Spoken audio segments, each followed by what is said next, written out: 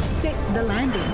Sa challenge na ito, itatapon ng contestant ang partially full na bote ng tubig sa ere at susubukang palandingin ito ng patayo sa isang podium. Kapag nagawa mo ito in 1 minute, ay mag-uwi ka ng 1,000,000 piso. Kailangan mag-rotate o mag-flip ang bote bago bumagsak at tumayo sa mesa. Eto yan. Hindi ito yung traditional na stick the landing dahil kailangan dalawa sabay ang iyong gagawin. Okay? At kailangan dalawa ang mag-balance, dalawang mapatayo, and a single throw. Dati, Ate Gay, para saan yung ito gamitin mo sa 1 million dati? Para sa nanay ko, kasi nga kalalabas na ng ospital dati. Okay. Ngayon, para pang-maintenance na Maintenance na lang. kanya. Ate Gay, tandaan, itong stick the landing, dalawa ang kailangan magawa sa isang bato. Pero pag nagawa yun, 1 million peso. Ultimate challenge natin, kaya naman Ate Gay, good luck. You have a minute to win it. Ate Gay, tandaan, itong stick the landing, dalawa ang kailangan magawa sa isang bato. Pero pag nagawa yun, 1 million peso. The game begins in 3, 2, 1. Go!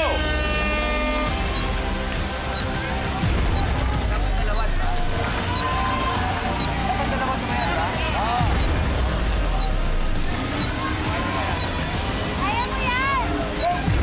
Malakas! 45!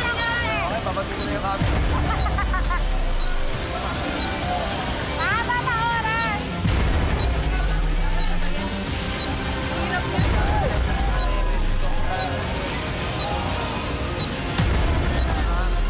Umainit ang ulo mo, huwag kanya magwala! 25! Kaya mo yan! Sige mo yan! 1 million na yan! 4! 10! 9!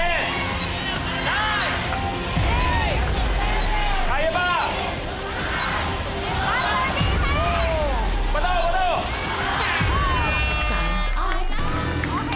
Sorry, Ate Gay. Wala tayong 1 million. 70,000 pesos para kay Ate Gay. At babalik pa siya. Eto, sana makabalik ka na. Sana makabalik na si Ate Gay para sa laban ng mga Ultimate Last Man Standing. Isa pang chance para sa 1 million pesos. So players, samahan niyo na kami rito, please.